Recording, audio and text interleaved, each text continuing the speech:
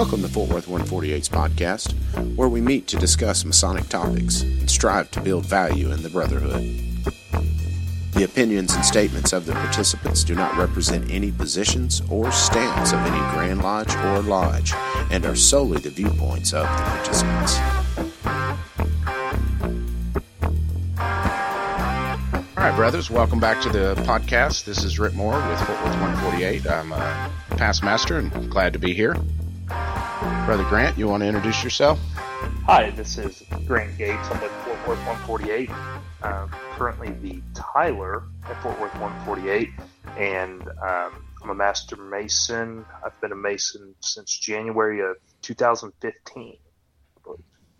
And my name is Gabriel Jagush. I am a Master Mason. I have been a Mason for less than a year. It's good to have you, Grant. We're glad you're feeling better. Yes. Hey, it's good to be back in the mix. I'm up and running and got the correct amount of sleep and ready to be back at it, guys. So I'm happy to be here. Right on. Sweet. So we'll get into it. We're going to start off with some Masonic news, local and abroad. First item on our list is Fort Worth Lodge has the travel gavel. So come at us. You got to bring 7 or more brothers, can be entered apprentice, fellcraft, master mason, whatever. And they have to be eligible to sit in a lodge. If you have another lodge show up, whoever has more brothers takes the gavel. If you have an equal number of brothers, bring a coin because we're going to flip it. We have an EA degree on Monday, which that'll be the 27th of February. Everybody's welcome to come and claim it. Yeah, we're going to aim to get that started around 6:30, and it would be a great night to show up. It's always good to have a full lodge room for a brother's EA. I know we've all been through that, and it's really nice to see a lodge full of guys. Come take our gavel and help welcome a brother to the craft. Yeah, we can move it around if we start visiting on degrees. That's more fun than a stated meeting anyway. So you don't even have to hear the minutes if you come to the You gotta listen close for ours. Cheating. Although we're pretty good about minutes, though, so that's not. Yeah, well, and the whole thing is to just get visiting, because I know we would all rather have more guys at a degree than we would at our stated meeting. Oh yeah, so come on to a degree, get that thing moving, because we'll get it back quick. Yeah, we'll come to your stated meeting, eat your food, and get our gavel back. Right, you got it. Will be the plan. Yeah, absolutely. Eat you out of house and home. So we got another couple items on the news list. 2 of them are from Brother Chris Hodap's blog, freemasonsfordummies.blogspot.com. And great place for news, yeah. Oh, yeah, it's great. It's where I go to follow all of the drama surrounding the Grand Lodge of Arkansas. But, yeah, so this one is what I'm calling the Italian affair. The breakdown on this is that the government of Italy is using anti-mafia laws against Masons in Italy. The current accusations are that Masonry in Italy has been infiltrated by the Calabrian Mafia. There's no evidence, though. So it's pretty baseless. And the government has demanded from the various Grand Lodges in Italy to provide roster what do you call that? Roster documentation? Or I guess members on the roster. Membership roster or something along those lines. Yes, that's the word. And so most worshipful Stefano Bisi of the Grand Orient of Italy said that he's not going to do it. He's not going to provide any member rosters on the basis of privacy. And most worshipful Antonio Bini of the Grand Lodge of Italy agrees with him, and they are actually backed up by a 2009 ruling by the European Court of Human Rights that says you cannot solicit that kind of information if you're the government, just because it can be abused. However, most worshipful Fabio Venzi, is how you say it? I don't know. Of the regular Grand Lodge of Italy, he said that he's going to collaborate with the government of Italy. So we got 2 Grand Masters that say hell no, and then we got one that's okay, so he's catching a little bit of flack for that. But then there was also... No, and I think... Go for it. Oh, well, I was going to say, I think this kind of emphasizes that guys that travel, especially abroad, be careful when you wear that square and compass, Be mindful anyway, because there are countries and places that you don't want to have that on you. Yeah. Well, I don't know if Italy's one of them, but just be careful. It's looking like it. Some brothers, look at my tattoos and they say, when are you going to get a Masonic tattoo? You got plenty of space on that arm. And I told them, hey, I travel internationally for fun. I'm not getting anything that can't be covered by a T-shirt, Yeah. So, but yeah, so then there is a weekly magazine called L'Espresso, and they published an editorial titled "Abolish Freemasonry." And Most Worshipful BC responded to that, and he said that kind of behavior is dangerous to free thought and democracy, and that, quote, "we will not be intimidated or influenced by anyone." So good on Most Worshipful BC. That's awesome. Yeah. It takes a special kind of guy to stand up to that kind of push from the government and from a media group like that. Mm-hmm. You see this type of repeat in history where certain groups are singled out, and there always seems to be a set of people that will stand up to it and a set of people who won't. Hopefully they get that sorted out pretty quick over there, because that does not sound like a great situation. Yeah, well, it's kind of mirroring what was happening in Great Britain not too long ago, but I don't think Great Britain was taking it that far. They were pushing a lot of anti-Masonic type stuff on a legal level, but I don't think Great Britain went as far as Italy is currently doing right now. The other item from Brother Hodap's blog is the story of the Florida Cuba recognition issue. So after 56 years of not recognizing each other, Grand Lodge of Florida, FNAM, recognized the the Gran Logia de Cuba in December 2016. So we're talking 2 months, right? And that included mutual visitation. Wow. But as of February 16th, the Grand Lodge of Florida no longer recognizes the Gran Logia de Cuba because of the Grand Lodge's failure to, quote, renounce the clandestine lodges operating in Florida. Those are lodges that are composed of exiled Cubans that are operating in the craft as kind of an unofficial arm of the Grand Lodge of Cuba, but they're not under the Florida FNAM umbrella. So Florida, rightly or wrongly says, hey, this is clandestine masonry, and one of their conditions for recognition was for the Grand Lodge of Cuba to denounce that. And Grand Lodge of Cuba didn't. And now we had 2 months of recognition and back to not. So it's crazy. I just hope. Well, I read over on the Past Bastard that it was really over some clandestine cigars that came over there. But but weren't. As we all know, the Past Bastard is the most reliable source of information. It typically is a good read, though. Yeah. Oh no, it's fantastic. It's even better when people take the bait. There was an article that they published it, and it was how the Northern Masonic jurisdiction of the Scottish Rite had gotten a contract with Netflix to do the degrees, and a whole bunch of people just took the bait. It's great. That's funny. That's good stuff. Yeah, and then our last news item is a little bit more local. It's from California, and it's Freemasons and Scared Shepherds. And this is a good bit of good traditional Catholic anti-Masonry. There's an organization called Church Militant. They're meeting this weekend in Southern California to talk about the effects of Freemasonry on the Catholic Church. The basic premise behind that is that Freemasonry is intrinsically tied to the Catholic Church's failed leadership for a number of reasons. And supposedly Masonry is responsible for the French Revolution, the Bolshevik Revolution, the sexual revolution, so on and so on and so on, and has won every battle it's had with the Catholic Church.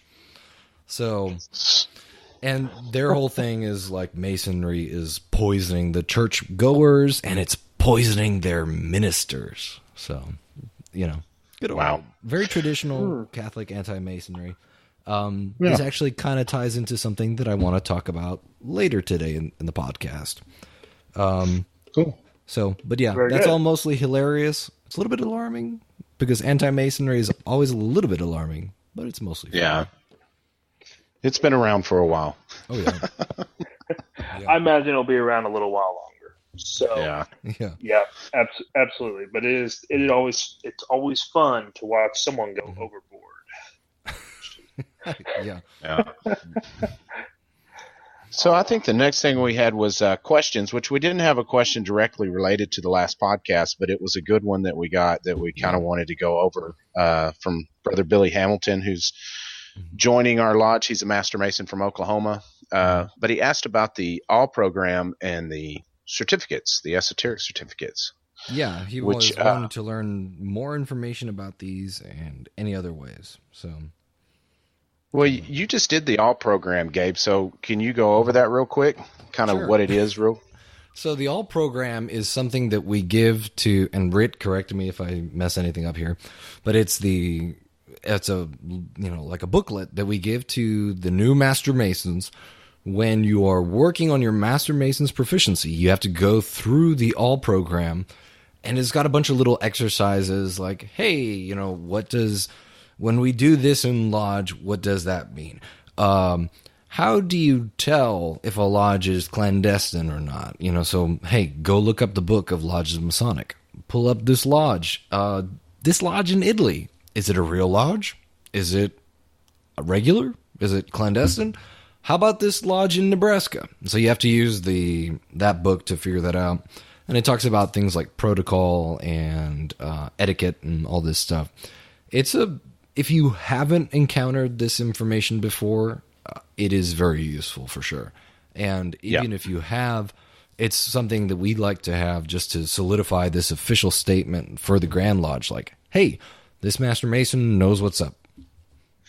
Yeah, I mean, because you've got to do it as a Texas Master Mason, but him coming from Oklahoma had never heard of it. And he's already started on it, so it's a great program, which it stands for Additional Lodge Light, the all program. So if you haven't done it, chat with your secretary. He'll get you a copy. Yeah. It's a great The other program. thing he asked, it is. It's good. Travel. On travel, that was the big one to learn, was how to visit other lodges and how for me that was the big takeaway from it. It also helps keep guys in the craft. Sometimes people are afraid to ask questions, and if you're worried about if you're doing something right, maybe you're not going to be as comfortable in a lodge. Yeah. So distinctly figuring that kind of stuff reminiscent. out makes you feel more like you belong. Distinctly reminiscent of Andy from Parks and Rec. I don't know, and at this point, I'm afraid to ask. We don't want that. Yeah, exactly. Yeah. So the other thing he asked about was the esoteric certificates, which a lot of guys aren't aware of that they're out there, where you go have your memory work tested by the Committee on Work for the Grand Lodge of Texas. So they've got different levels. They've got an A, B, and C level certificate. And you go to these forum and exams, which usually start early in the morning. They exemplify usually Master Mason degree with people who have A certificates more often than not. so you get to see all the footwork and everything that's involved. Then you go into a round robin type, just like you do questions and answers. But you go through everything. If you're getting an A certificate, you go through it all: open, close, degree work, lectures. If you are just getting started and you want to get your C certificate, that's just open and close of all 4 lodges and questions and answers for all 3 degrees. Mm-hmm. And for anybody that's like me and was confused about, what do you mean 4 lodges? Rhit is referring to secret lodge. Yeah, Rhit is referring to the Lodge of Sorrow. So that's a thing. Yeah, which everybody thinks is tough, but you figure out where to plug that word in, Lodge of Sorrow, and it's pretty easy.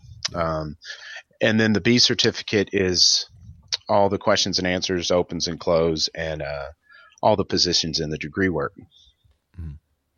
And then you just learn all the lectures, and you got an A certificate, which it's no easy task for sure to get that, but it's well worth it for sure. Mm-hmm. And if you've never been to a form exam, you can go. You don't even have to participate. You can just be the fly on the wall to watch it and kind of knock the nerves off. They love brothers coming to learn, so don't be afraid to go. No. Well, I mean, they serve a meal, so you donate something, $10-15. Yeah. Okay. But no. Now, if a lodge wanted to host it, you pay for the Committee on Works travel. Mm-hmm. And they come in to where it's a sanctioned event by the Committee on Work, and they get instructors to help. So maybe something we look into doing in the future. We should do that. We're pretty central to a lot of lodges, so that'd be very beneficial. Yeah. There's a couple of dates that I'll mention related to this in the events after we're done with the main subject. If you want to ask us more questions, please reach out to us at fortworth148.org, at Fort Worth Lodge 148 on Facebook, or info148 at fortworth148.org. Go. Let's jump into the discussion. What are we talking about today, Rhit? Guarding the West Gate. Rock on. Which is something that I think we're getting a lot better at nowadays, but still have some room to improve. Things are so different nowadays, so I thought it would be one of the first subjects we would discuss. So what is guarding the West Gate, and why do we call it that? Well, that was the first thing I thought of, was like, where did that term even come about? And it's, guarding a gate, that's pretty simple. But, why are we guarding the West Gate? So started digging through Mackey's encyclopedia, and of course he's going to have something on it. But basically what it boils down to is that it said Freemasons during his advancement is traveling from the west to the east in search of light. So that candidate that's coming to our doors to ask to be a Mason, the first thing he's going to hit is that West Gate in order to keep going east. So best I can come up with, hence guarding the West Gate, because that's our entry door, basically. That's where it's going to be. Part of that is our investigation process. And I know that's something we want to talk about a little bit today, and I think is a good starting point. What do we do as a organization to guard the West Gate? Not necessarily down to what we're doing in the lodge, but what's our basic platform is the petition process, correct? Yeah, I mean, that's what it's come down to. And I think, I've said it before, I think even in a sense that petition can hurt us as much as it can help us, because it's become a crutch that if you've completed the petition, the investigation's done and you've guarded the West Gate properly, which it's just not the case. Yeah. There's a lot of people that will just white ball, no big deal. Yeah. And check the box, okay, I'm going to sit here, I'm going to sit down with you and, at your kitchen table or on the couch, wherever you want to sit down, and we're going to go through and we're going to check off boxes. Guys who haven't done an investigation before, you may have been through one, but you may or may not have taken a look at the form while you're going through one, you, some guys will literally just go down the questions and check off a box, and that doesn't really get to know anybody. And that's and if you're using the petition the right way, it is very helpful, because by the time you get to the investigation process, that's really a bad term, because you already know that guy, well. Hopefully. It can't be something that you've met him and now you're filling out a petition with him. Used to be in the old days, people didn't join Masonry without somebody knowing them in the town. People didn't move a lot back in the days, not like they do now. And the internet, you got people coming to lodge that nobody's ever met, ever heard of. So you've got to get to know them for a while. And when that petition actually comes out, it should be used more for the family than it is for that candidate. There's a couple of specific questions for him, but, a guideline to help the wife know what the husband's getting involved in, because they're part of the process as well. Yeah. Oh, and one of the big things is, by the time hopefully by the time that they get the petition, you've known them for a few months. In Fort Worth Lodge, we make our petitioners wait a long time, and I'm okay with that. It took me I started visiting in January, I think, and no, I think I came in late December, and then I only got initiated until like late July, right? So it takes a while. Yeah, you were around for a good 6 months before we got you going, and we really do get to know our guys pretty well at this point. And in general, it's not like you see some folks getting a petition. You see it happen where they don't really know a guy, and the investigation is their chance to get to know somebody. But we've gotten to the point where most guys are hanging out for quite a while, which I like, because you know them and you care, get to care about them before you're bringing them in. I think it's a good way to go about it. Yeah. Well, and I think the biggest thing we were surprised about was that the candidate appreciated having to wait. It's not like they loved doing it, but in the end, when they earned that title as an EA, they felt like they've accomplished something much more than just being like, hey, here's a petition, let's rock and roll. There's a little bit of labor going into getting that. Not to mention, you're not going to get to know their character inside and out in 6 months, but you're going to see that they're going to be committed to it, because if they're not up there, they don't get a petition. If they come on a regular basis and hang out, 6 or 7 months, we're going to give them a petition and feel comfortable signing it. Yeah. So one of the reasons, and I had this noted down, one of the reasons why you want to get used to having them come by a lot is that if you just, take petitions without getting to know them, then you can end up losing control of your organization. This is kind of a niche case, but it was notable for me. I read this article called, there's a shady side to sudden interest in Ballard Eagles Club. And this is this was in Seattle. It was an issue that the Fraternal Order of Eagles was having. And they had a bunch of guys join all at once. And the reason was that all these guys were members of a sports club nearby that wanted a piece of property that the Fraternal Order of Eagles owned. And they joined that lodge of Eagles so that when the next voting period came up, they could all vote as a block. Wow. But they joined and it was too late.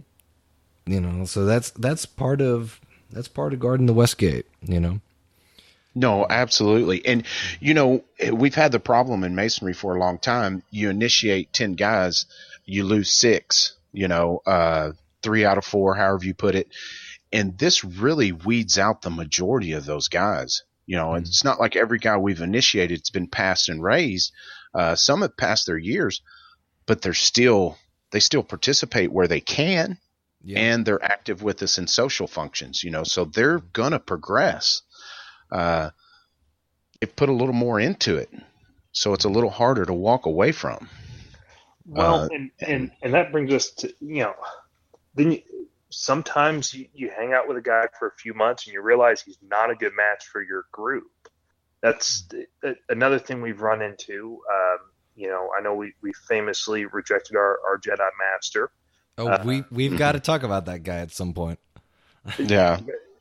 Who wants to talk about the Jedi Master? Yeah. Well, I think that's a good case.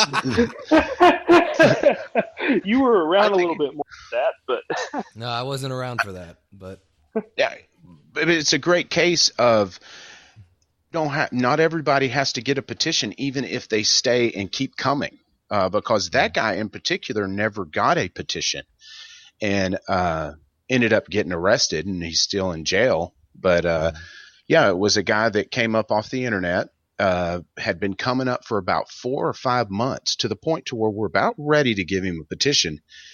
And he starts talking about he follows the religion of a Jedi. It's an actual religion, apparently. So that turned everybody off. Yeah. So I think it's the next visit or whatever, when that's really starting to sink in that, okay, we're going to have to tell this guy not to come anymore. He starts going off the deep end about it, and we tell him, it's time to move on. We're not going to give you a petition. This isn't for you. And he went off the deep end on Facebook and posted stuff that we eventually called the FBI about, and they went and picked him up because he was on the watch list and shouldn't have been posting stuff like that. And wow.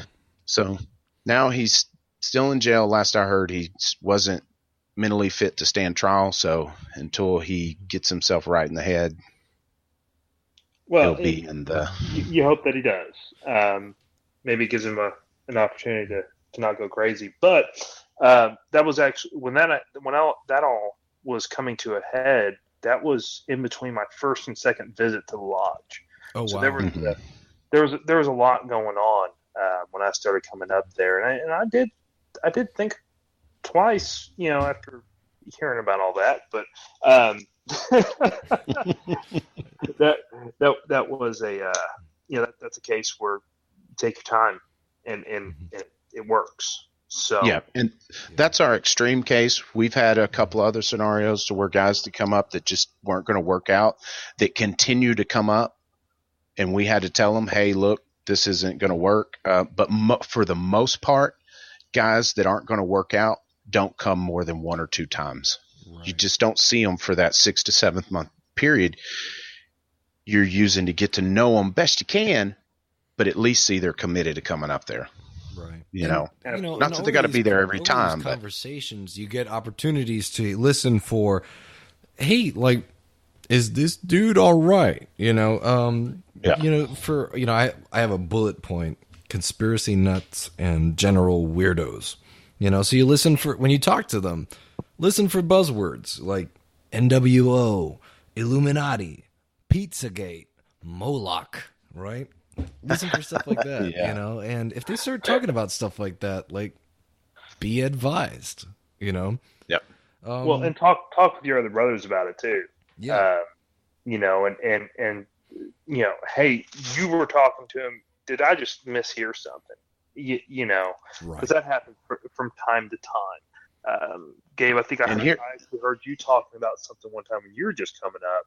I was kind of like, well, that's. I'm sure I was saying something that was like that was a little weird. And you were talking to Greg, and Greg, did he say that? He goes, no, he was joking. You caught it wrong. I was like, oh, okay, not a problem. Oh man, I think you're making fun of the Illuminati conspiracists, and I heard Illuminati actually. Yeah. I was talking about like Illuminati lizard people. There you go. I think it was the lizard. Yeah. But if you got a guy that talks about that with serious conviction, like, maybe probably not, you should look at that. And mental instability is not limited to conspiracy theorists. So just be advised of that. It's just kind of one of those things. Esoteric and occult interest is not necessarily a warning sign. So if you've got somebody that like comes in with a background in esotericism or occult studies and stuff, that's not a bad thing necessarily. Maybe they're a good fit, maybe they're not. But you're going to be having a different level of conversation with this person. So that's not a bad thing, just different.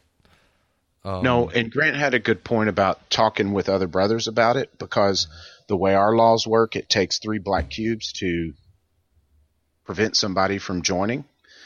But I can't go to Grant and say, you got to drop a black cube. I can go to Grant and say, hey, while I was interviewing this guy, or when we were out there talking, he said this, would you help me look into all that? Is that something we need to be concerned with? And let everybody form their own opinions about it. But in the end, if it's something that concerns you, you need to be vocal with your other brothers about it. So it's not just you in the end, if he does get a petition, that knows something everybody else should know.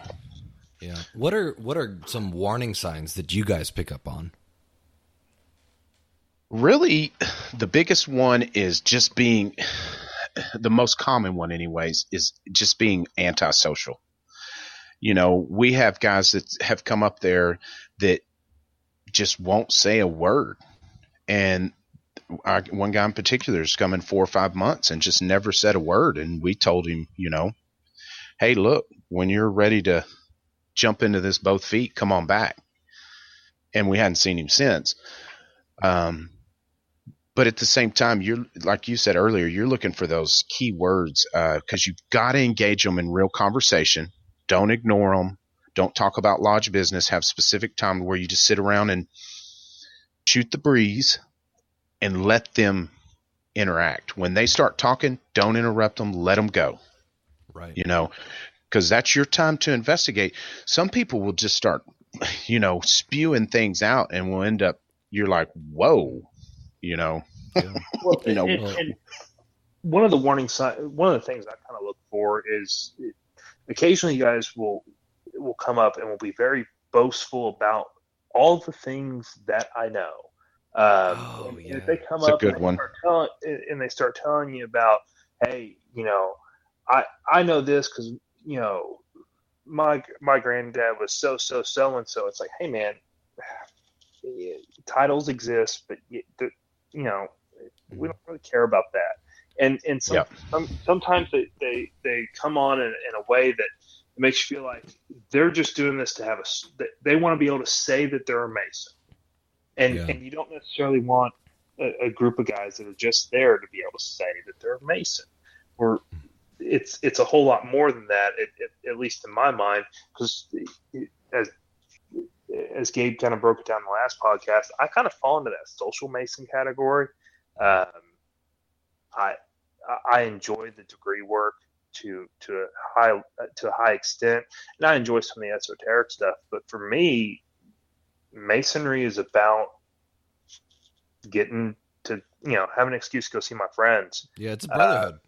It's a brotherhood, yeah. And so if sometimes you get that feeling from somebody, and that's something that you want to, again, talk with everybody else about. Because the guy who's just there to be able to say he's a Mason, when you run him through his first degree, and then you pat him on the back and say, well, now you get to memorize all that. Then you lose them. You lose them because now it's hard. No, it's not just something fun to do, something to brag about. It's work now. Yeah, and something that I had that kind of ties in with that like, guys that just want to call themselves Masons. If you see a guy that he's not a Mason because he's he said that he's here to visit and petition and all that, and he's already got square and compasses and he's got like a Mason decal and stuff like that, that's a warning sign. If somebody's already rocking a lot of Masonic bling and he's not a Mason, no, that would be definitely a red flag. Yeah. And to expand on Grant too, I think he mentioned that feeling you get. You just have to trust that feeling. I mean, most of the people you meet today, the hair on your neck doesn't stand up, or you don't get a questionable feeling. when you interact with them. But if you do trust that feeling and slow the process down even more, if it takes you a year and a half to give them a petition before you're comfortable, you better be, because once they're in, there's no getting them out. Right. You stop it on the front end. And of course, most men that come up there to become Masons are good men. But it just takes one bad apple, and then as my dad would put it, if my dog doesn't like you, you need to leave. That's awesome. That's a good standard. It's a good standard. If the dog doesn't even like you, why are you here? Same thing. Does you get a bad feeling. Does your dad bring the dog to investigations? If he listens to this, he'll probably start doing it. Let's be careful. Woody, you know what to do now. We're going to have to get an insurance rider. No, the dog he has right now has never met a stranger, so I don't think it worked too well in this case. No, right. That it's the same feeling. If something doesn't feel right, it's probably not right. You got to remember that you're welcoming them into a brotherhood, and there may be another group of brothers that you fit in with better. And that's the truth as well. Sometimes that's the case. That may work at another lodge. I think it's crucial, though, to understand this part is the most important in the investigation. Before he ever gets a petition in hand, I mean, if he prints one offline, fine, but you're still not going to sign it and send it through your lodge. Before he ever gets that, you should feel comfortable with him being a member of your lodge. Mm-hmm. So during the investigation process, things do get a little deeper, and you go look at his house and stuff, but you're already anxious to make him a brother by that time. And if you're not, he shouldn't have a petition.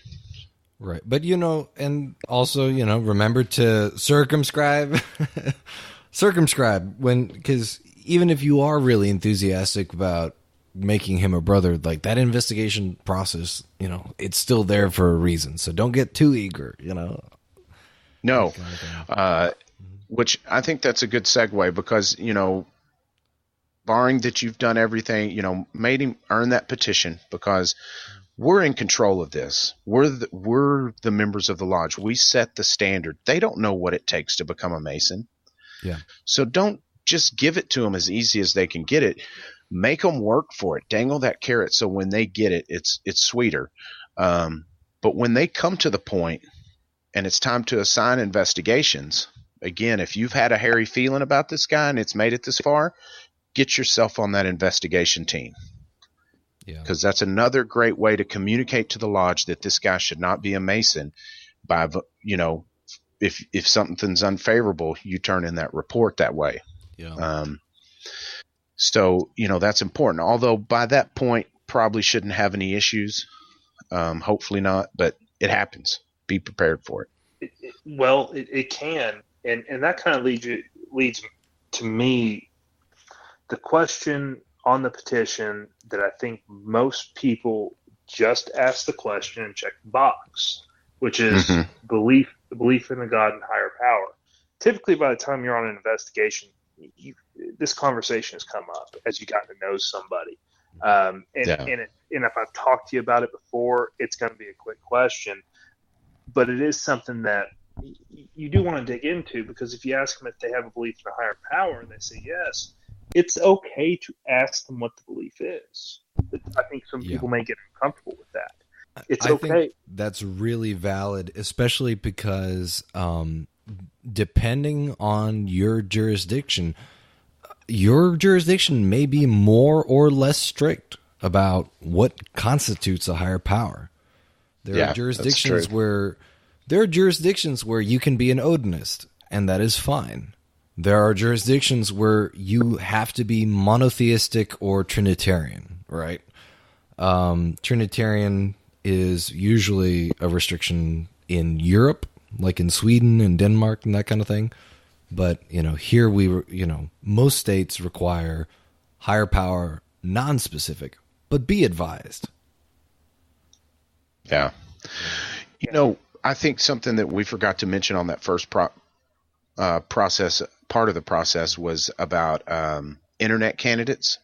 Yeah.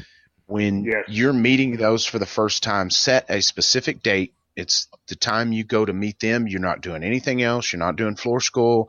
There's not a bunch of guys up there. It's you and a couple other officers, and you meet with these guys for the first time off the internet. We do it once a month at 148, and we take them to a bottom floor, not even up near the lodge room, and we go over a general outline of what all is involved, which was, do you believe in a higher being?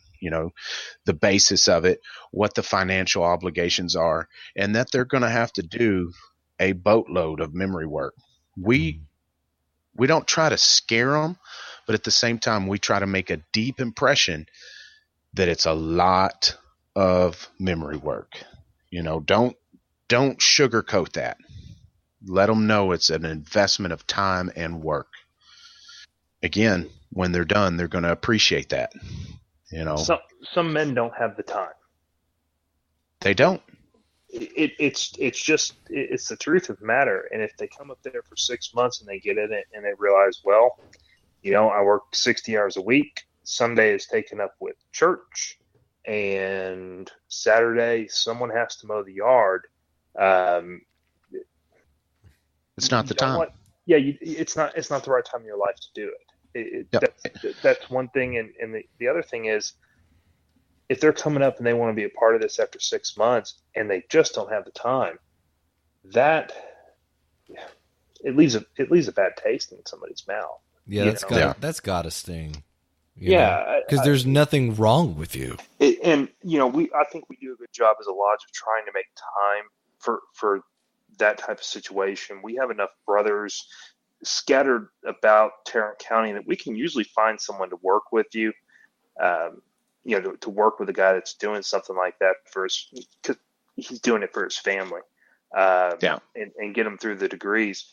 But if you're in a lodge situation and talk to other brothers where it was, hey, they had one or two guys that were at a level who were comfortable to teach, and that person could only meet Thursday nights at 7 or Saturday mornings at 9 or something along those lines. It's okay when you're sitting down, you're having that first conversation. There's a lot of memory work, and your 2 times to get your memory work in are Thursday at 7 or Saturday at 9. And be honest with them up front on what you can do, if that's what you have available. That way they don't get into a situation where it's like, well, Jenny has soccer on Saturdays and Billy has baseball on Thursdays, and he has nowhere to go work. Right, because not every lodge can accommodate for as many times as larger lodges can. So, yeah, and they should be made aware. I think a good example is where we had some students that were joining who were right in the middle of getting their masters and all that, and we really explained to them what went into it, and they said, you know what, we're going to wait until we're done with school. We got 2 more years left, and we'll join. So be upfront with them where they can enjoy it and get more out of it, because it's not about quantity, it's about quality. Yeah, I graduated college not too long ago, so it's still pretty fresh in my mind, and honestly, I would not have benefited as much as I am right now if I had joined in college, just because I had no time. Yeah. So you'd be up front. Yeah, I know that feeling. I couldn't have done it in college. When you're working and you're going to school and that would be a tough time to go through your memory work. Now, so some guys it might make it easier for them because they can schedule it in. But talk to the brother, talk to the candidate. Talk to this guy coming up about what it means. Yeah, because Zepeda did it. Isaiah Zepeda, going to nursing school, he knocked it out. Man, that so it's possible. Just be up front.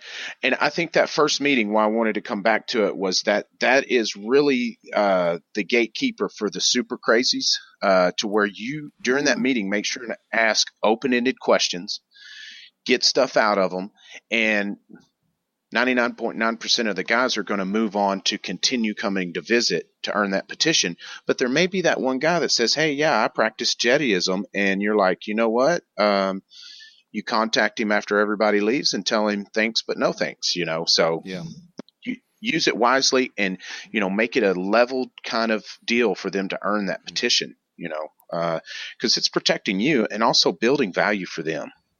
Right. And so going back to the religion issue, if you get answers like Jediism, that kind of thing, like I said earlier, be aware of what your jurisdiction requires, right? So some jurisdictions, you can get away with very flexible sort of descriptions, but in Texas, if you're going to say your higher power is science or the flying spaghetti monster or Jediism or whatever, that's probably not going to fly. Texas is also a little bit unusual in that we are slightly more detailed on what we require the candidates, because the thing that is on the petition that we make them sign, on your honor, do you seriously declare upon your honor that you firmly believe in the existence of God, and this is where it gets specific, the immortality of the soul, and the divine authenticity of the Holy Scripture? Holy Scripture is flexible. They do, it says it is the policy of this Grand Lodge to permit a candidate whose religious persuasion is based upon other than the Holy Bible to be obligated upon the book of his chosen faith. And the same may be situated upon the altar in front of the Holy Bible during the conferral of the 3 degrees. And so instead of saying the Holy Bible, they would say the book of your faith. Yep. So if you're Jewish and you want to be obligated on the Tanakh, like, you can do that. If you are Muslim and you want to be obligated on the Quran, like, you can do that. And I'm sure there's multiple other, we can talk about Vedas and other things, but, I am less knowledgeable about non-Abrahamic religions. And you need to know that before he's initiated, because you don't want to show up and this guy is a Muslim or Jewish and wants to use a different book and you don't have it. So it's important to talk about it. And that hurts them if they don't, because you want to make this a personal experience for them. And you also want to do it right, too, because you don't want to just pick any, if you don't want to just pick any Quran or any Tanakh or any Vedas or whatever. You don't want a travel size of their holy book up there that probably would not give them the best impression of the fraternity if you had absolutely the shortened version from the airport, so to speak. And that's actually why the Grand Lodge's official recommendation is that the candidate bring their own holy book if they are not going to be using a Bible. Yeah, so I think that's a good thing about that book. Absolutely know that because they're taking an obligation. You want it to be on a book they feel like is binding to them. And if you don't follow the Holy Bible, not that book's meaningless to you, but it's not going to mean the same thing as the book of your faith. Yeah. So that's vitally important. Guys, before we move on to a little more on the investigation, do we want to talk about just briefly friends, buddies, bringing buddies to the Masonic Lodge? Because I think sometimes we have friends who would fit in. Sometimes you see a lodge filled up with only people's best buddies from high school, and sometimes your buddies are, they're good friends and you care about them and you spend time with them, but sometimes they're not in a position where you would necessarily recommend them to be a Mason.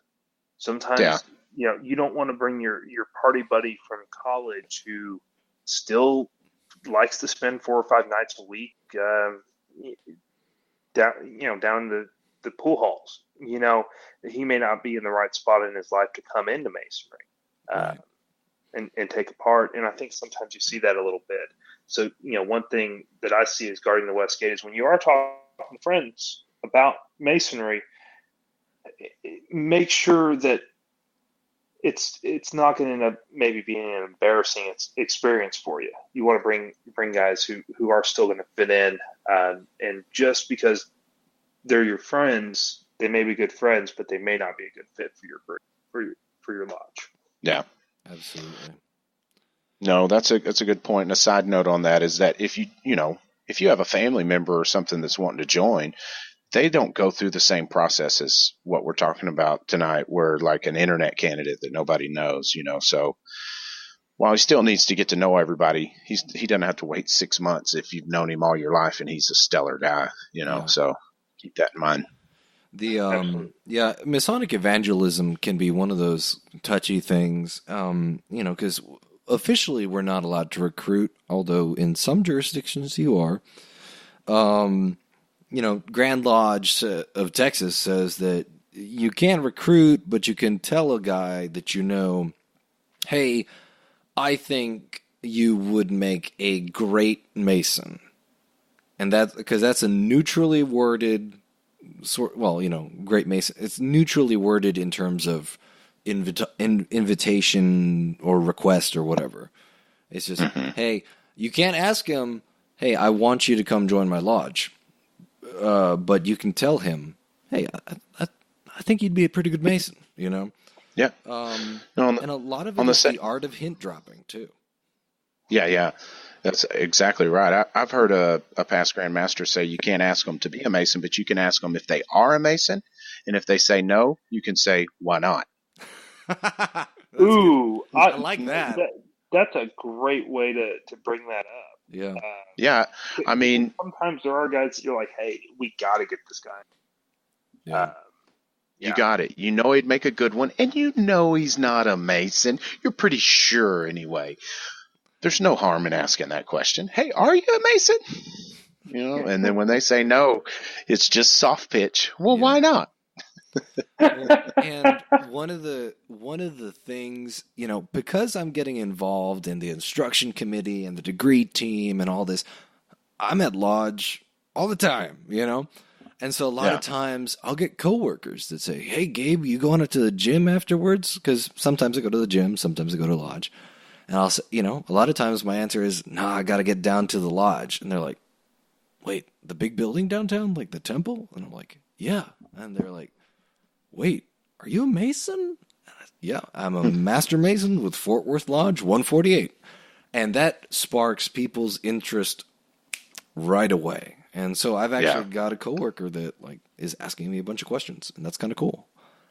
I've actually got several coworkers asking me questions. So, it's the art of hint dropping. Answer questions truthfully, where are you going tonight? I'm going to lodge. And that opens a whole new avenue of discussion. Yeah. That is one of my favorites. I'm heading down to the lodge. Yeah. Yep. You always get a follow up on that. So cool.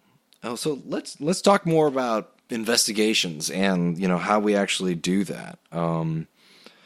I know we don't do background checks here in Texas, so there are some jurisdictions that do. I feel like if this is my personal opinion, so not Grand Lodge opinion or anything. If your jurisdiction lets you do background checks on a candidate, do it. There's no reason not to, No, there's not. There are some jurisdictions that mandate that. So Grand Lodge of Massachusetts, Virginia, Wisconsin, a couple others, they require that. Grand Lodge of New York requires the candidates. Oh no, they offer the opportunity for candidates to do a self-background check and voluntarily turn it in. Keyword, voluntarily. So in Texas, we don't do the background checks because our Grand Lodge has previously talked about it being an issue with the Fair Credit Reporting Act. If you are denied something because of a background check, you are allowed to appeal it. And, well, how do you legally appeal a fraternal organization's blackball?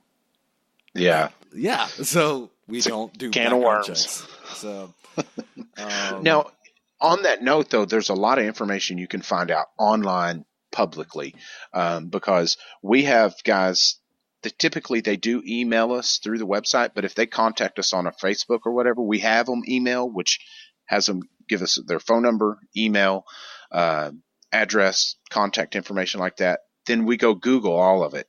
Phone number, email, address. Then you even put that into Facebook, their phone number and email, and there you can find out all kinds of stuff. And I know that's one thing when I do an investigation. Before I even call somebody, if they have an open Facebook, I jump on their Facebook. You can tell pretty quick if someone's going to be a good fit. Sometimes if they're a frequent Facebook poster, you can tell a lot about them real fast. You got it. Do they have vicious political posts up?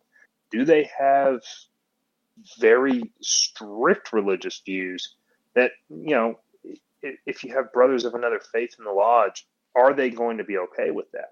Because that's part of it, is that, if you bring in a brother of another faith, is it going to be an issue? And I know got to be tolerant. You got to be tolerant. How does he spend his time? It's playing about his job. No, dig into that Facebook page. Yeah, look through the pictures, look through the feeds. I know the last one I did, I went through his feed and I was like, man, this guy's going to be my friend. That's exactly right. Get along just fine, Gives you talking points for your investigation. And it's one of those things, like you say, look for disharmonious behavior. We're in 2017. We're coming right off of a very heated election. I know that we're not supposed to really talk about politics, but pay attention to that, pay particular attention to see if a person engages in what I would call hate politics, right? That kind of thing. Yes. Intolerant. Yeah. Yeah. But if somebody's Republican, that's okay. If somebody's Democrat, that's okay. Doesn't matter. But are they posting stuff like, we need to start, putting Muslims in camps, or all Republicans are secretly child molesters, or whatever? Because move all the Democrats to California and build a wall there. Right. And I say this because I have people on my Facebook feed, both fraternal and profane, that engage in this level of rhetoric where both sides of the aisle, super vitriolic, disgustingly angry sort of stuff. Yeah. That's not what you're looking for, No. It's no fun. You want to have good. Yeah, my news feed is pretty much all Masonic events and my sister-in-law. It's getting to be that way for me. Everyone else is pretty much gone after this election. But like I said, that's just a great place to start. Gives you some great talking points. If you're doing an investigation and you're afraid of dogs and all their pictures are with their dogs, maybe you mention to them, hey, we are going to come over. I'm a little bit scared of dogs. If you don't mind putting them out back for a few minutes, that's a fair request. Yeah, right. Because I know if you're coming over to my house and you look at my Facebook page, there's going to be dogs. Yeah. 2 giant dogs. Marmaduke. He is definitely Marmaduke, that's for sure. Yeah. No, I think that Facebook page is not a good place to start. It is the place to start when you're investigating, because you already know this guy and you might have already looked at it. But before you go over there, you want to have things to talk about personally. If he does have dogs, ask him what the name is and why he named it. Open-ended questions. Yeah. You want to hear what this guy has to say. So Facebook gives you a lot of ammunition to have real discourse with this guy. You get to know who he is, why he does things. Yeah, go back a couple of years, kind of just get a history. A good idea of how do they value their family.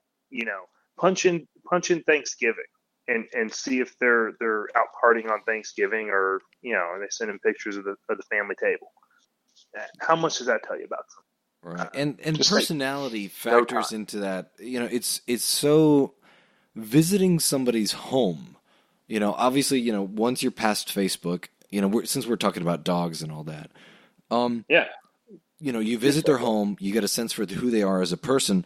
Look at their pets. If they own pets, how do they treat their dog? How do they treat their cat? So as a dog person, I always look for, how they treat their dog.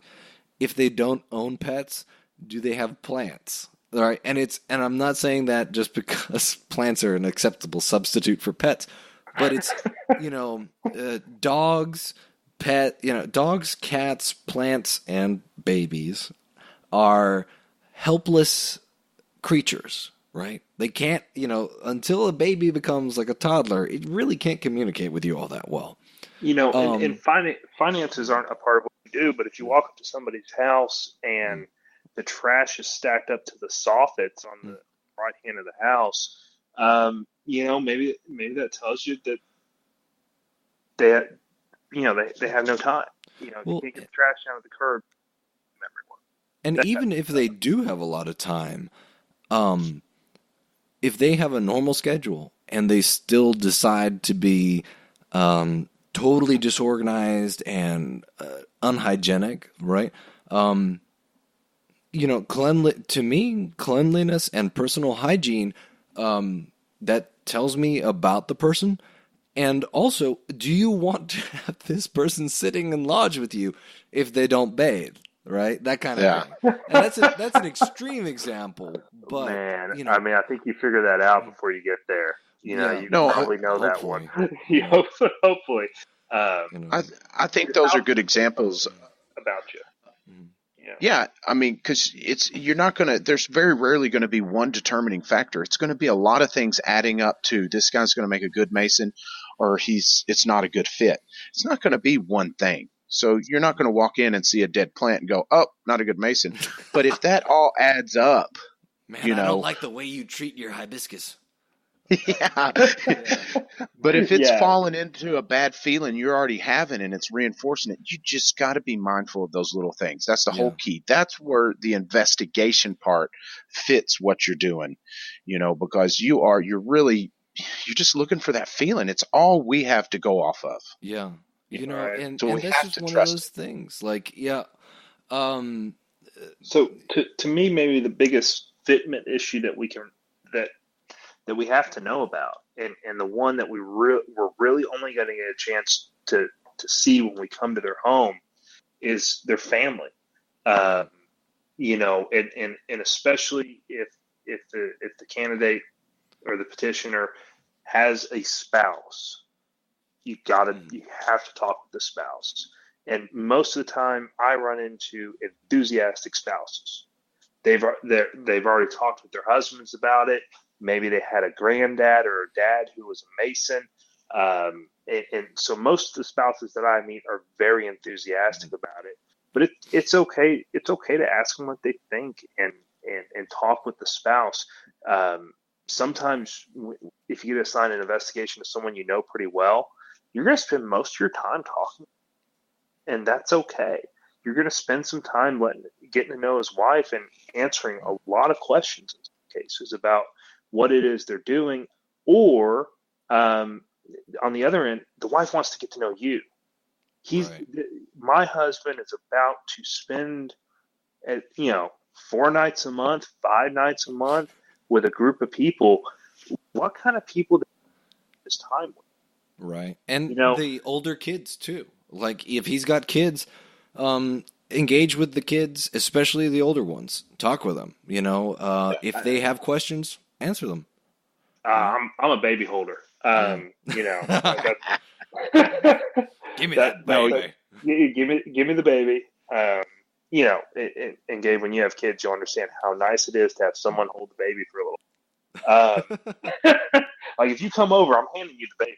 Because everyone needs a break, but you got to let that wife get to know you too. Don't be rushing in and out of there. Don't go over and say, "Hey, I got half hour. I'm going to swing by on the way to work, or I'm going to swing by in between appointments, or anything like that." You need to be able to take your time when you get there, because not only are you trying to make notes of little mental things that we're talking about, you gotta be ready to get to know the people that's around them and let them get to know you. I think that's a big part of it, is that you're coming into their home. You gotta be ready to let them get to know the type of people the candidate wants to be around. Yeah, the wife, it's so crucial that you engage the wife on that investigation and let her know the time commitment her husband is getting involved in. She's got to be clear on that. If you want a long-term Mason, the wife has to be on board. Yeah, they've got to be cool with that. They've got to be cool with that time commitment, and you need to express to them your gratitude for sharing that time of his with the lodge, because essentially that's what it is. When you get married, husbands don't have time. That's your wife's time now, Yeah, what's mine is hers, and what's hers is hers. When you go for that interview and you talk with a candidate's family and his wife or husband, I guess, you talk with their, spouse, right? If you talk with and their spouse is not cool with this, right? You get that sensation of, who are you? Why are you in my house? Like you're taking this person away from me. You need to talk with a candidate after the interview is done and tell him, hey man, we're pretty specific about that Masonry will not interfere in your duty to God, your country, your neighbor, your family, yourself, whatever. There's a whole list, And it seems to me like we would be interfering with your family if we do this. And you don't need to blackball him for that, but you got to communicate to him, because that's when you're playing with fire, is if, the last thing you want to do is cause a divorce, right?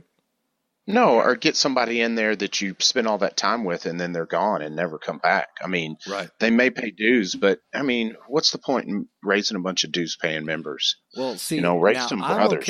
I'm okay with that though, because I had a change of opinion on that recently, and dues paying members, the ones you never really see them at stated meeting, but they still pay their dues, and every once in a while they show up for a degree. Hey man, you are financially supporting us, and that is a form of support. Are you getting the most out of the craft? No. But are you helping us? Well, yes.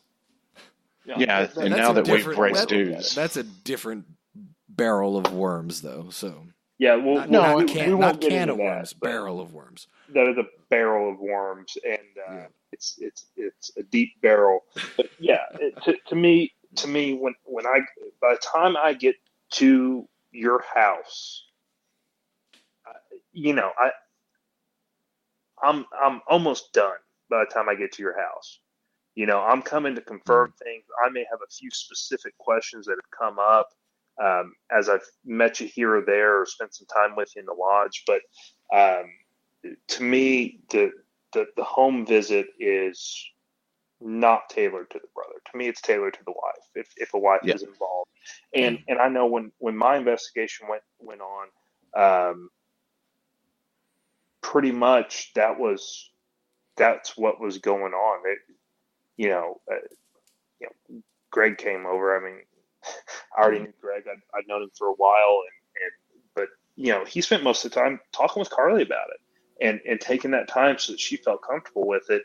And that meant a lot. So I would encourage you, when you go to the home visit, you're getting to know their family, but be ready to be open and get to know the family a little bit and spend a little time there. Don't be in a spot where you've got to rush out of there because you're not doing anyone any.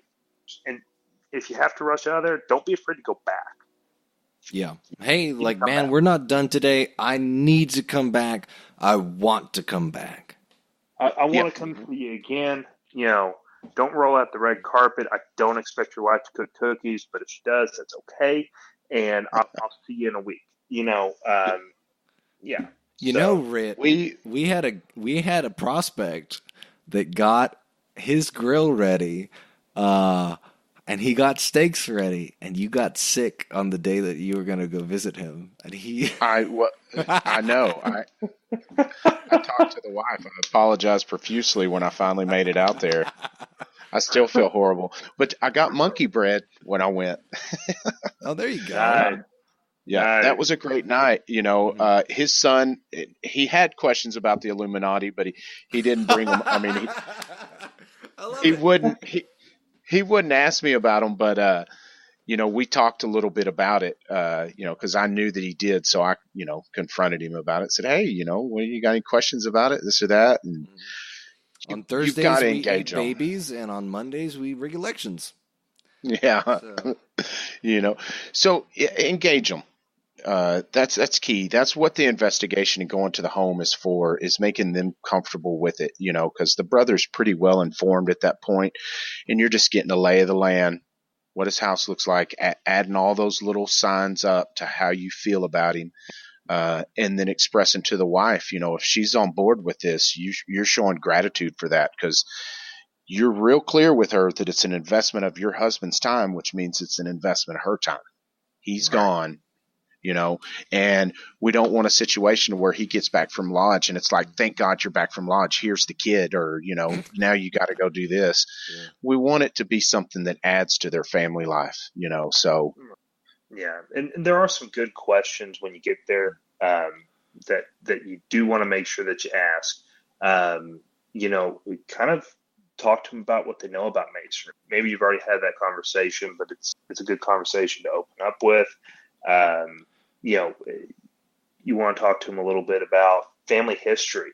I know a lot of times family history has a lot of why guys are interested, and maybe in that conversation you find out they have a family Bible. Well, man, we're going to get that family Bible in there during that initiation. That type of that's stuff. So cool, yeah. Yeah, you got to get that kind of stuff. Take the time to ask those type of questions. And there at the home is a good time to ask, because when they're out visiting a lot, man, you're lucky if you get 5 minutes with one person sometimes. Absolutely. Yeah. A lot of, and I feel bad sometimes, because we got some candidates there that, man, like I get, like maybe 5 minutes at most, like you say. And then the rest of the time, like, oh man, like we're about to start a degree. So like I'll go in, I'll shake hands with everybody, and then I go into the lodge room because I'm busy rehearsing with people for their parts, Yeah. And so I kind of feel bad, because sometimes helping them rehearse their parts, never double checking here. Yeah, I hear you. Oh yeah. I better check myself before I wreck myself. Yeah. No, I'd like to think I know the ritual pretty well. No. And that's why it takes a village to investigate them. We will sometimes leave a guy out there, like my dad does it a lot, stays out there and talks with the candidates. Sometimes they're up there for 20, 30 minutes, and they head home when we go into work.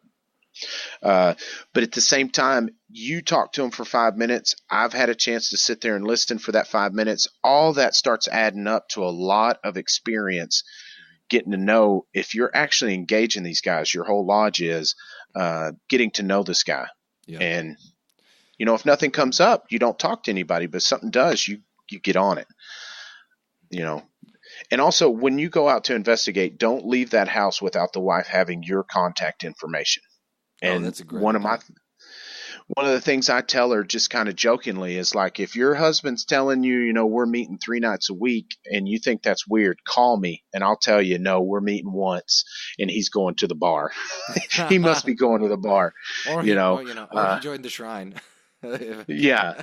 Or he's a Shriner or Scottish Shriner or something, but have that point of communication for her, because a lot of times I hear guys get initiated, go home, their wife asks them questions, they don't know what to tell them. You tell that candidate, tell your wife to call one of us. Yeah. Oh, and that's when you've just received your EA degree. Sometimes it's so confusing when you're trying to figure out what you can and can't say. I know it really does get easier once you become a master. But what are y'all's favorite questions to ask during investigations? Are you a Cowboys fan? Are you a what? Are you a Cowboys fan is one of my first. If they go, no, I root for the Redskins, man. I'm tossing that. Out. Black cube. Yeah. No I kind of let them lead the way on that. My whole key is open-ended questions, because if I go in with an agenda or questions or anything that I feel like I need to ask, I'm going to be leading the conversation, and I want to go down his rabbit hole. So, you kind of introduce yourself, get to small talking, and then whatever he brings up, if it's grandpa was a Mason, oh yeah, where was he a Mason? Did he ever talk to you about it? What did he tell you? Lead into that, from what's your dog's name? Why did you name him? Like I said earlier, just anything, what's that painting on your wall? Yeah. What do you do in your free time? What are your hobbies? Some guys will take you back and want to talk about firearms. Some guys are going to want to talk about the wood shop. Let them talk to you about what they're comfortable with, and you're going to find a common thread when you start talking about what they're comfortable with, what they like to do, because that also tells you what they're going to want to do to participate in your lodge. Guys who love their job and they're a lawyer may be great for your lodge to utilize if they love what they do and they want to help your lodge in some way, setting up trust funds or something like that. That can kind of give you an idea of how they're going to want to participate. If he plays 3 games of golf each week, you might have a guy who can work with you on a charity golf tournament, or that is really good at setting up business meetings and stuff like that. If you're looking for donations for your charity funds, you can get to know a lot about how they're going to act in the lodge by getting to know their hobbies and letting them kind of tell you about themselves. Something to get them to open up is usually what I'm looking for. Anything to get them talking. Yeah. Look at the bumper stickers on the car when you walk in. Bumper stickers give away a lot about a person. They really do. So 1980s. But it does. You can walk in and automatically know, hey, how'd you like Austin? Because you saw a Longhorn sticker. Tell me about your time in Austin. I heard that's a crazy town. Boom. You're going to get to know so much about a guy. Like Rhit said, an open-ended question. But, take note of the Facebook stuff and ask the Facebook and what you notice around the house, the paintings, the dogs, anything to get them to open up to you and get to know them a little bit better and get an idea of how they're going to fit into your group. Because, if their hobby is shooting squirrels in the backyard and they have taxidermy squirrels all over the fireplace and hanging off the ceilings, maybe their hobby is giving a hint to their personality. It's a little bit strange, but Not to say there's something wrong with taxidermy, but it gives you an opportunity to know them, and that's what you're there to do. Yeah. Yep. Have you ever had squirrel gumbo? It's incredible. Really? Oh. Yeah. If you like rabbit, you'll really like squirrel. Anyway, mild tangent. I was looking online, and I was asking, about interview questions, and so some of the interesting ones that I saw. Would you say that you're a good person? And that's one of those. It's they got to think about that for a couple seconds. Another person that I saw said, "What's your credit score? If the bank can't trust you, why should we?"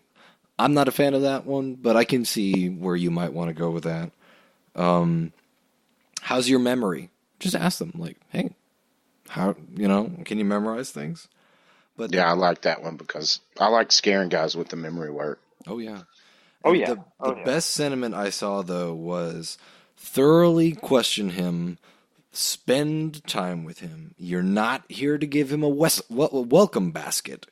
You're here to get to know him. And I liked that because a lot of times, you want to be social and friendly and everything like that. But you're also playing the role of Sherlock Holmes, So. Absolutely. Yeah, get to know the guy. Let him talk. That's the main thing, because we usually get in there and want to tell him about George Washington and Ben Franklin and, oh, it's such a great fraternity. Let them talk. We're going to have plenty of time to make them listen to us when we're doing Q&A and all that, so let them talk. And it's, you're not there for a sales pitch. It's okay. They're already hooked. It's okay to ask them a tough question. What's your line of work? How many hours a week do you work? Are you gainfully employed? If you see that the rafters are falling down in the house, there's a financial commitment to it. And while we should have already talked to them about the financial commitment, you want to talk about it again, because it's not only paying dues, guys. The things we do. Time is a financial commitment, right? As much as anything else. So you want to make sure that you're not talking to someone who is not in a position to do this.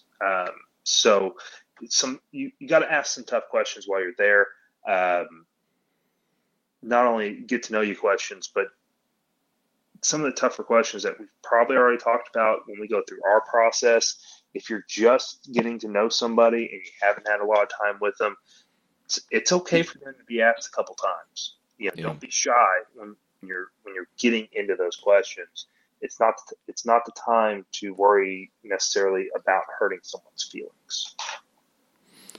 The one of the things I wanted to touch on, as we're wrapping up, one of the things I want to touch on is I have a bullet point that says, millennials, how do we get those damn kids off my lawn and into my lodge? And so, we got to have young guys, right? And so our lodge has been really fortunate in that we are getting a lot of younger guys. But, remember, like we talked about on the last podcast, the internet is your friend, Yeah. A lot of times there's an emotional barrier that I see this a lot in guys my age. There's this weird emotional barrier that the young guys put up a lot that is not present in older guys. So in your investigation, in your getting to know this person, make sure you get past that barrier, because a lot of younger guys tend to guard themselves, and I don't know why. But yeah, so I don't know. That's kind of like the one I wanted to touch on. Yeah, it's a good point. Another point I wanted to touch on as kind of we're wrapping up, and I don't want to send us down another rabbit hole, guys, but one of the things I think of when we talk about guarding the West Gate, not only are we talking about bringing candidates in, but we are talking a little bit about public persona, and we do see a lot of candidates coming in who have recently gone to a funeral. It's a Masonic funeral. When you go to events like that, make sure that you're representing your lodge and the fraternity in a strong way, because that is part of it. When you're talking about dealing with crazies and getting the wrong kind of kids in there, your public persona will invite the type of guys that you want into your lodge. Yeah, you got it. Garden without garden. If you're going to wear those square and compasses, you gotta represent yourself appropriately. And not masonry here, but I had a kung fu teacher that we had a kung fu school and a corresponding shirt. And he he told me when he gave me this shirt as a gift, he's like, I tell this to everybody when I give them this shirt. If you ever get arrested wearing this shirt, I never want you to come back to here again. Right? Yeah. And so, and obviously, if you get arrested, your lodge is not going to tell you to never come back. But, like Grant says, we're representing ourselves and the fraternity, actually, mostly the fraternity, because they're not going to remember Joe Schmo. They're going to remember, oh, it was that Mason guy. Yeah. Right. So, no doubt. Yourself. And that's a indirect way of guarding our gate for sure. Yeah. So yeah, I think the most important thing to take away is just get on the same page with everybody in your lodge. Create a layout, a spreadsheet, whatever of how it works, but just get on the same page. Do it your own style, but just everybody knows how it works, and you're all working together. Yes, that's the most important thing. Teamwork makes it work. You got it. And most of the time, it's a great guy that you're investigating, but all this going on is building value. He's seeing that he's being vetted. He sees that it's not an easy process, that a lot of people are putting a lot of work into it. And so when he's finally initiated, he's hooked, man. He's hooked. Oh, yeah. You feel accomplished when you get it. I went through this process with you guys. So did Gabe. When you come in through a process like this, and you get to a point where you're an apprentice, you feel accomplished and you feel good about yourself. And all this is adding value. This is not something where you're being burdensome to somebody. You're adding value to their experience. So you want to keep that in mind as you do this. You're not trying to be burdensome. In the end, you're going to add value to them and to your. Got it. I think that's a great place to segue into events, unless you got anything, Gabe. Now, I had one last bullet point, but I realized as we were talking about it that this would make a much better separate episode, especially since we've run way over time. Yeah. So for a future episode, I want to talk about past the gate. What happens when it's too late? So let's say you didn't listen to this podcast. Yeah. And something I don't think most people are happened. going to get all the way through this podcast, guys. We've run on a little long. Oh, yeah. It'll be great. But yeah, we'll talk about that in a separate episode. So, events. You want to run events? Yeah, events. So I've got my handy dandy tablet here, and I've got a lot of stuff to talk about. I'll try and make it quick. So there you go. February 25th, Springtown Chapter and Council. That's Phoenix Lodge in Weatherford. They're going to have a Chapter and Council festival. Breakfast at 7 a.m., degrees afterwards. I mentioned this last week, but it bears mentioning again because it's this weekend. Bring your candidates and watch or assist. February 27th, Fort Worth Lodge has the travel gavel. Come and get it. We're having an EA degree on Monday at 1100 Henderson Street in Fort Worth. Come grab the travel gavel. February 27th, if you're a York Rite Mason, please come see the Texas Chapter and Council confer the Royal Master and Select Master degrees. That's at 6:30 p.m. at 1100 Henderson on the third floor in the Red Room. Saturday, March 4th, 9:30 a.m. registration and orientation for the 19th annual, I hope I'm saying this right, Riverchon Roundup. Help folks clean up Riverchon Park. Parking's at the Scottish Rite Hospital in Dallas. That's 2222 Wellborn Street. For more information, email riverchon.roundup@tsrh.org or call 214-559-7825. Saturday, March 4th, 9 a.m., Form and Certificate Exam at Bowie 578 in Bowie. That's one of those ABC certificate things we talked about. Also, March 4th at 8 a.m., Forum and Certificate Exam at Burleson 649 in Burleson. March 4th, Alamo Observance at the Alamo. That's fun. And March 4th is the first weekend of the Fort Worth Scottish Rite 2017 Spring Reunion. The other 2 days of the 3 weekends are the 11th and the 18th. If you cannot make all 3 weekends, the only mandatory weekend is the weekend of the terminal degrees, which is the third weekend, the 18th. Breakfast is at 7 a.m., degrees start at 8 a.m. If you bring a buddy, they will cut your cost in half. So if you are over 31, it goes from $500 to $250. If you are under 31, it goes from $250 to $125. So those of you who are my age, bring a buddy. I'm not going in the spring because I have other commitments, but I'll probably be there in the fall. Maybe. I don't know. I'm making promises again. If you live over 60 miles away from the valley, up to 3 nights of hotel stay might be reimbursement, max $80 a night. Call 817-335-6004 for more info or visit fortworthscottishrite.org. March 17th at 6:30 p.m. That's the 64th District Grandmaster's Visit and Banquet. That is at the Fort Worth Temple. March 25th, there's a Commandery Workday, and they're doing all three of the Commandery degrees / orders at Phoenix Lodge in Weatherford. They're doing breakfast at 7 a.m., and at 8 a.m., they're starting with the orders. And after lunch, they're doing the Order of the Temple. So please, if you are a Knight Templar, come and support these guys. At April 8th, this is a little bit in the future, but be advised, April 8th, Webb Lodge 1454 is putting on an outdoor degree. Reach out to them at weblodge.org. That's Web with 2 B's. And as always, Fort Worth 148 meets on the second Monday of each month, starting dinner at 6 p.m. for a 7 p.m. stated meeting at 1100 Henderson Street in Fort Worth, Texas. Come join us. If you want to contact us, please reach us at www.fortworth148.org or at Fort Worth Lodge 148 on Facebook or at info148@fortworth148.org. Sweet. Sounds good. So are we all on the same page with the next episode being about building value in the lodge? Yeah, that sounds like a great idea. That sounds like a really good topic.